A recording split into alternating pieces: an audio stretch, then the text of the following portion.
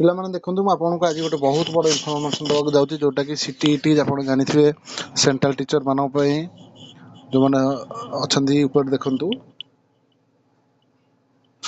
ତାର ନୋଟିଫିକେସନ୍ ଆସିଯାଇଛି ଯେଉଁଟାକି 25/11 ଆସିଛି। ଯେଉଁମାନେ ଅପେକ୍ଷା କରିଥିଲେ ପକେଇବେ ବୋଲିକି ତାର ସମସ୍ତେ ଜାଣିଛନ୍ତି ଏକ୍ଜାମଟା ତାର 8 ଫେବୃଆରୀ 2026ରେ ହେବ। ଏଠି ଦେଇଦେଇଛି ଏଠି ଓକେ। ତାର ଇନଫର୍ମେସନ୍ ହେଲା ଆପଣଙ୍କର ଅନଲାଇନ୍ ଆପ୍ଲାଏ ଡେଟ୍ ପଳେଇ ଆସିଛି। ଆଉ ଯେଉଁମାନେ ଚାହୁଁଛନ୍ତି ପକେଇବା ପାଇଁ ବା ଆପଣ ବିଇଡ଼ି ଚାଲିଛି କିମ୍ବା ସିଟି ଚାଲିଛି ଆପଣ କମ୍ପ୍ଲିଟ୍ ହେଇନି ସେମାନେ ବି ଏଇଟା ପକେଇ ପାରିବେ। ଆପଣ ଫୁଲ୍ ନୋଟିଫିକେସନ୍ ଅଫିସିଆଲ ୱେବସାଇଟ୍ ଯାଇକି ଦେଖିପାରିବେ। ତାର ଅଫିସିଆଲ ୱେବସାଇଟ୍ଟା ହେଉଛି ଦେଖନ୍ତୁ ଏଇଠି CTET.nic.in ଏ ଅଫିସିଆଲ ୱେବସାଇଟ୍ ଯାଇକି ଦେଖିବେ। ମୁଁ ଡାଇରେକ୍ଟ ୱେବସାଇଟ୍ ଖୋଲିଛି ଏଠି ଦେଖୁଛି।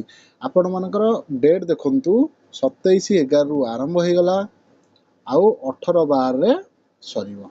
ମନେ ରହିଲା ଆପ୍ଲାଏ ଡେଟ୍ 27/11 ଆଉ ଲାଷ୍ଟ ହେଉଛି 18/12।